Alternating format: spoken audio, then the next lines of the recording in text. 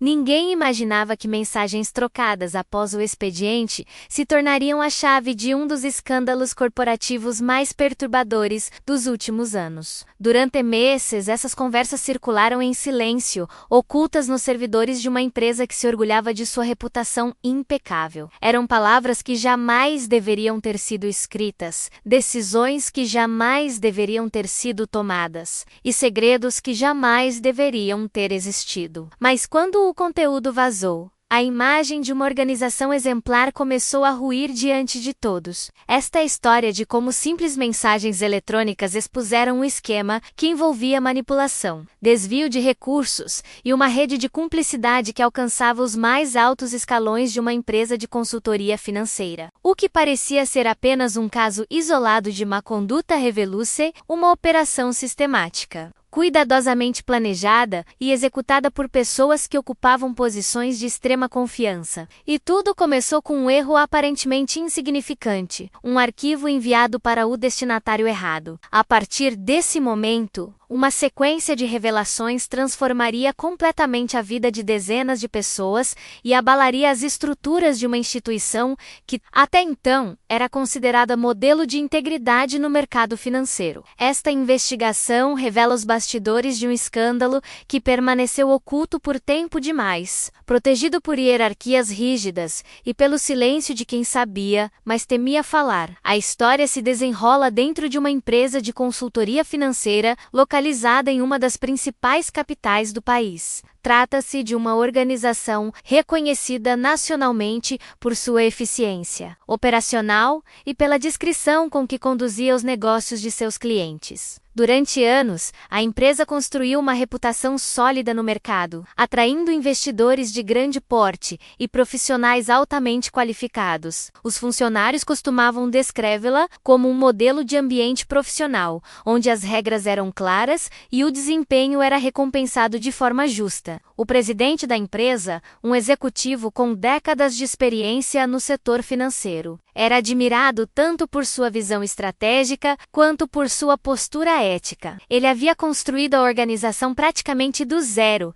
e mantinha um controle rigoroso sobre todas as operações. O chefe de um dos principais setores, responsável pela gestão de grandes contas corporativas, era igualmente respeitado. Conhecido por sua postura rígida e por exigir excelência de sua equipe, ele era visto como um dos pilares da empresa. A secretária desse setor, por sua vez, era descrita como discreta e extremamente eficiente. Ela conhecia cada detalhe da rotina operacional, tinha acesso a informações sensíveis e mantinha a agenda do chefe organizada com precisão milimétrica. Havia também a encarregada de serviços gerais, uma funcionária que trabalhava na empresa há mais de 15 anos e que conhecia cada canto daquele prédio. Ela era responsável pela limpeza dos escritórios e, embora sua função fosse considerada secundária por muitos, ela observava tudo com atenção silenciosa. Tudo parecia seguir o ritmo previsível dos relatórios trimestrais, das reuniões de planejamento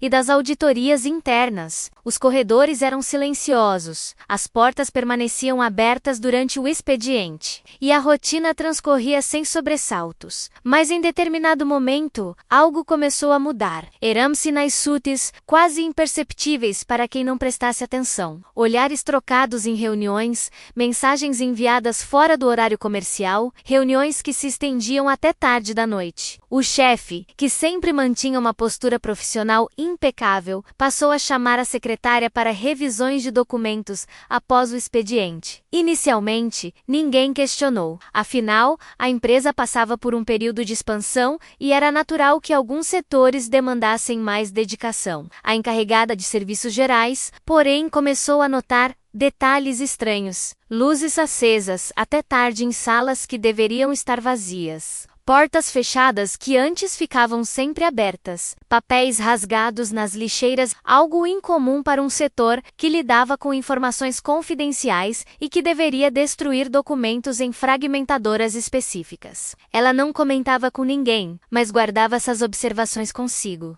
parecia apenas dedicação ao trabalho, um esforço extra para atender às demandas crescentes da empresa. Mas havia algo diferente no ar, uma tensão que não existia antes, uma mudança sutil na dinâmica daquele ambiente que até então funcionava como um relógio suíço. Os boatos começaram de forma discreta, sussurrados nos intervalos para o café e nas conversas rápidas nos corredores. Colegas de trabalho comentavam sobre um favoritismo repentino, que parecia beneficiar a secretária de maneiras incomuns. Ela passou a ser incluída em viagens corporativas, para as quais não havia justificativa técnica clara. Recebia bônus que não correspondiam à estrutura de remuneração estabelecida para sua função. Era convocada para reuniões exclusivas, das quais até mesmo gerentes experientes eram excluídos. A secretária, que sempre fora reservada e mantinha uma postura discreta, passou a ser tratada com um respeito inusitado por parte do chefe. Ele a consultava sobre decisões estratégicas, pedia sua opinião em assuntos que extrapolavam suas atribuições formais e demonstrava uma deferência que chamava a atenção de todos.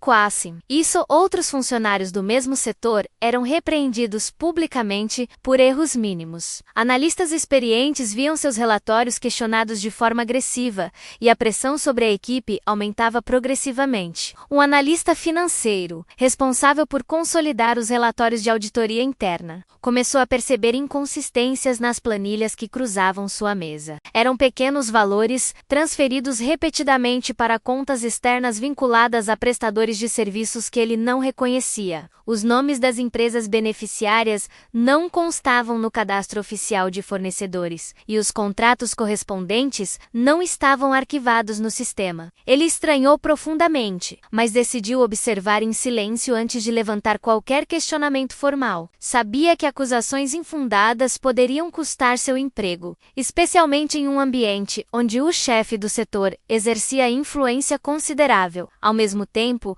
a encarregada de serviços gerais continuava sua rotina de limpeza, mas agora com uma atenção redobrada. Ao limpar a sala do chefe, ela começou a encontrar fragmentos de impressões na lixeira, papéis rasgados manualmente que continham nomes, números de contas bancárias e valores. Ela não compreendia exatamente o que aqueles números significavam, mas algo a incomodava profundamente. Por que alguém rasgaria documentos à mão em vez de usar a fragmentadora? Por que esses papéis eram descartados sempre após as reuniões noturnas? Ela guardou alguns fragmentos, sem saber exatamente o que fazer com eles, movida apenas por um instinto de que aquilo poderia ser importante. O clima na empresa tornou-se cada vez mais tenso. Funcionários que antes colaboravam abertamente passaram a desconfiar uns dos outros. Havia uma sensação generalizada de que algo estava errado, mas ninguém conseguia identificar exatamente o que. As reuniões de equipe tornaram-se mais formais e menos produtivas. O chefe do setor demonstrava irritação constante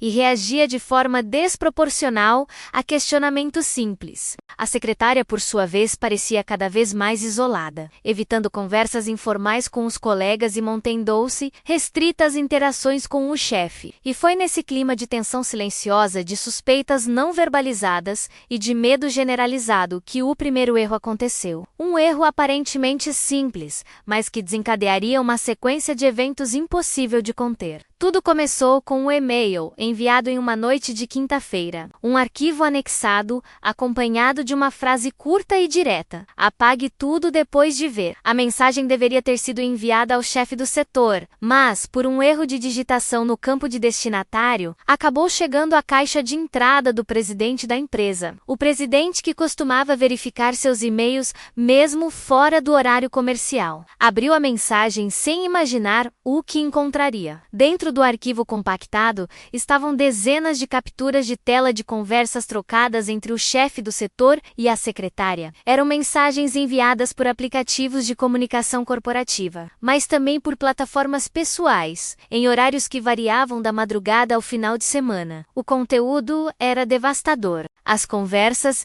misturavam intimidade inapropriada, manipulação psicológica e instruções diretas sobre movimentações financeiras que ocorriam. enviam, completamente fora do sistema oficial da empresa. Nas mensagens, o chefe pedia à secretária que ajustasse relatórios antes de enviá-los para a auditoria, que apagasse registros de transações específicas e que criasse documentação retroativa para justificar transferências que já haviam sido realizadas. Havia instruções detalhadas sobre como fragmentar valores para evitar alertas automáticos do sistema de compliance. Havia orientações sobre como cadastrar empresas fantasmas como prestadoras de serviços. Havia inclusive discussões sobre a melhor forma de distribuir os recursos desviados entre contas controladas pelo chefe e por um investidor externo, cuja identidade não era revelada nas conversas, mas que era referido apenas como o sócio. Além das questões financeiras, as mensagens continham trocas de cunho pessoal que evidenciavam uma relação inadequada entre superior e subordinada. Havia mensagens com tom de assédio, pressões veladas para que a secretária mantivesse sigilo absoluto e ameaças sutis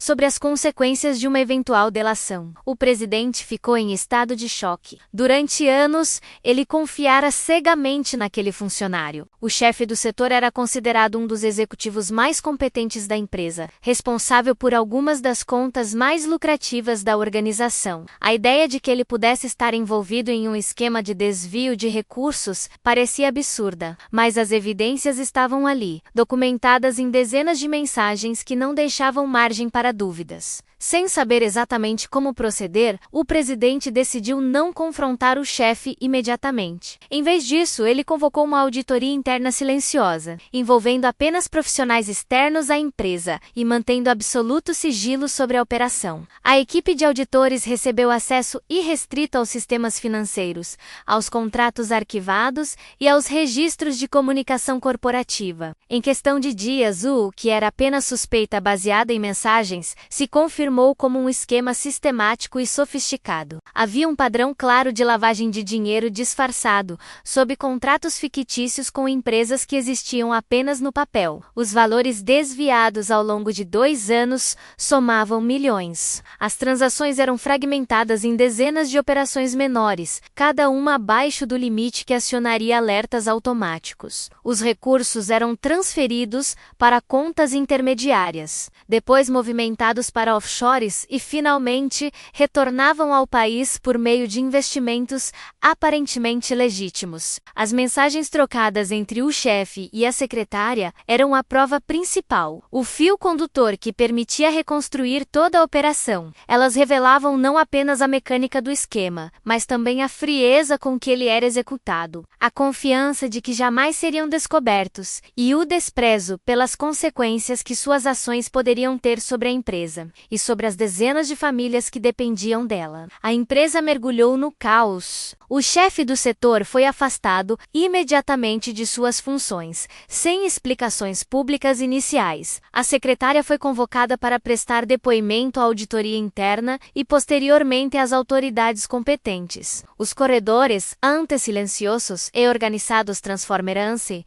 em um campo de rumores, especulações e medo generalizado. Funcionários que trabalhavam há anos na empresa começaram a questionar tudo o que sabiam sobre a organização. Alguns se demitiram voluntariamente, incapazes de lidar com a incerteza sobre o futuro da companhia. Outros, revoltados com a sensação de terem sido enganados, exigiram explicações públicas e transparência total sobre a extensão do problema. A esposa do presidente, que também atuava no conselho administrativo da empresa, não suportou a exposição pública que se seguiu. Ela havia dedicado anos à construção daquela organização e via agora sua reputação sendo destruída por ações de terceiros. A pressão emocional foi tamanha que ela precisou se afastar temporariamente de suas funções. A família do chefe afastado descobriu o escândalo junto com a imprensa. A esposa dele, que desconhecia completamente as atividades ilícitas do marido, viu-se exposta a uma humilhação pública devastadora. A filha do casal, estudante universitária, recusou-se a sair de casa por semanas, incapaz de enfrentar os olhares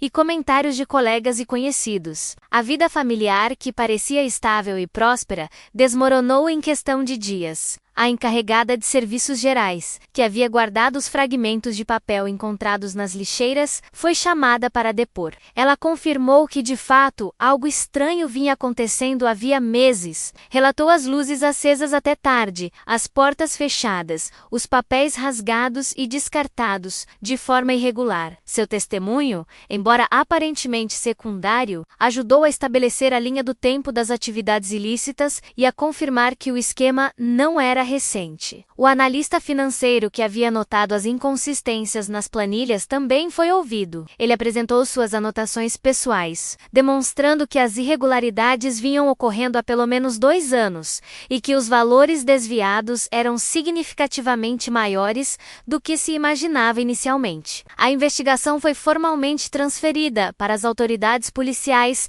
e para o Ministério Público. Mandados de busca e apreensão foram cumpridos na residência do chefe afastado e em endereços vinculados às empresas fantasmas identificadas pela auditoria. Computadores, telefones celulares e documentos físicos foram apreendidos para a perícia. A imprensa especializada em economia começou a cobrir o caso, e o nome da empresa passou a ser associado a escândalo, corrupção e má gestão. Clientes importantes começaram a questionar a segurança de seus investimentos. Alguns rescindiram contratos, outros exigiram auditorias independentes antes de continuar a relação comercial. O valor de mercado da empresa despencou. Investidores que haviam apostado no crescimento da organização viram suas ações desvalorizarem drasticamente. Funcionários que possuíam participação acionária como parte de seus pacotes de remuneração perderam economias acumuladas ao longo de anos. O estrago à reputação já estava feito, e não havia forma de reverter completamente os danos causados por meses de atividades ilícitas, que permaneceram ocultas sob a aparência de normalidade, quando tudo parecia estar caminhando para um desfecho previsível. Com o chefe afastado sendo responsabilizado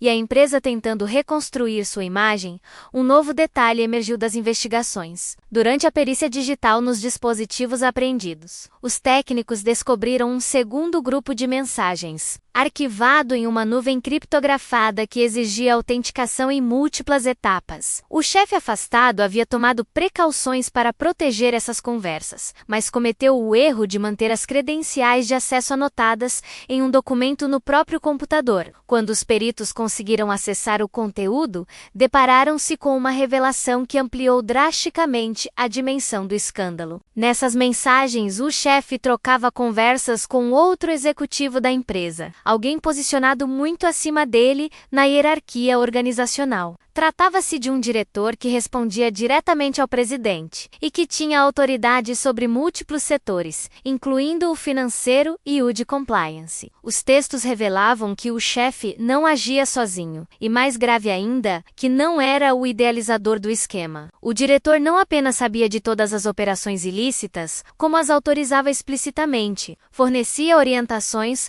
sobre como evitar detecção e recebia uma porcentagem significativa dos valores desviados. As mensagens mostravam que o diretor utilizava sua posição privilegiada para desativar temporariamente alertas do sistema de compliance, para aprovar contratos fictícios sem a devida análise e para manipular relatórios que seriam apresentados ao conselho administrativo. Ele era, na prática, o mentor intelectual de toda a operação. O chefe do setor era apenas o executor, a peça visível de um jogo muito maior. Havia ainda referências a um terceiro envolvido, identificado apenas como um investidor externo, que aparentemente fornecia a estrutura de offshores e contas internacionais necessárias para a lavagem dos recursos desviados. Esse indivíduo nunca era mencionado pelo nome, e sua identidade permanecia protegida por camadas de anonimato corporativo. O escândalo ganhou uma nova dimensão. O que parecia ser um caso isolado de desvio de recursos por um executivo corrupto revelou-se uma ópera,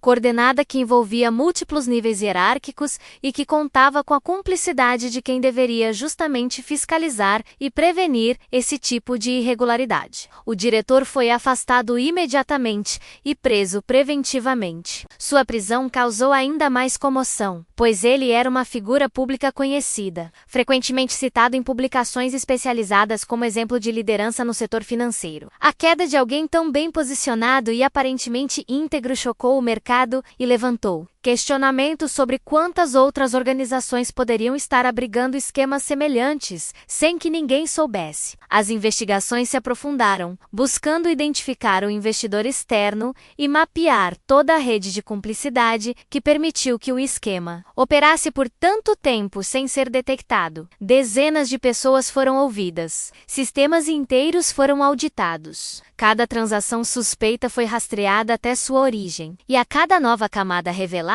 ficava mais claro que o problema era muito maior e muito mais profundo do que qualquer um poderia ter imaginado. Quando aquele e-mail foi enviado por engano para o destinatário errado, no fim, as mensagens foram apagadas dos servidores corporativos, os arquivos digitais desapareceram sob ordens judiciais de sigilo, e a empresa tentou recomeçar. Um novo presidente foi nomeado. Novos controles de compliance foram implementados. Auditorias externas passaram a ser realizadas trimestralmente. A organização investiu milhões em tecnologia de monitoramento e em treinamento sobre ética corporativa. Mas as cicatrizes permaneceram. Funcionários que sobreviveram às demissões em massa carregam até hoje a desconfiança sobre quem realmente pode ser confiável em um ambiente corporativo. Clientes que retornaram o fizeram com contratos muito mais restritivos e exigências de transparência sem precedentes. A família do chefe afastado nunca se recuperou completamente da humilhação pública. A secretária, que colaborou com as investigações em troca de redução de pena, vive hoje sob identidade protegida, incapaz de retornar ao mercado de trabalho formal. O diretor cumpre pena em regime fechado,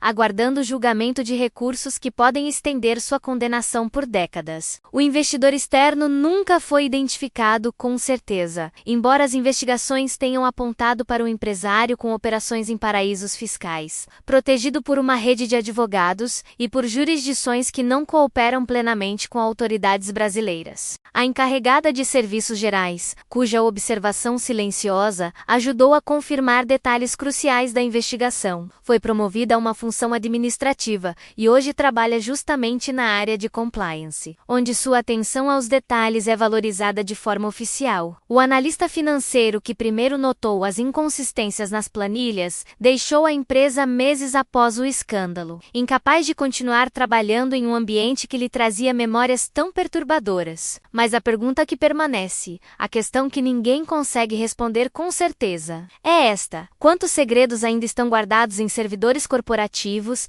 em conversas criptografadas, em dispositivos pessoais e em arquivos que jamais deveriam existir? Quantas empresas, neste exato momento, abrigam esquemas semelhantes, protegidos por hierarquias rígidas, por culturas de silêncio e pelo medo de quem sabe, mas não ousa falar? Quantas mensagens estão sendo trocadas agora, neste instante? Planejando desvios, acertando propinas, coordenando fraudes que só serão descobertas quando for tarde demais? Este caso revelou que a aparência de integridade pode esconder podridão profunda, que reputações construídas ao longo de décadas podem ser destruídas em dias, que a confiança, uma vez quebrada, dificilmente é restaurada por completo, e que muitas vezes a diferença entre a impunidade e a justiça está em um único erro, em uma mensagem enviada para o destinatário errado, em um fragmento de papel guardado por alguém que prestou atenção quando todos os outros preferiam ignorar os sinais. As mensagens que não deveriam existir, existiram. Foram escritas, enviadas, arquivadas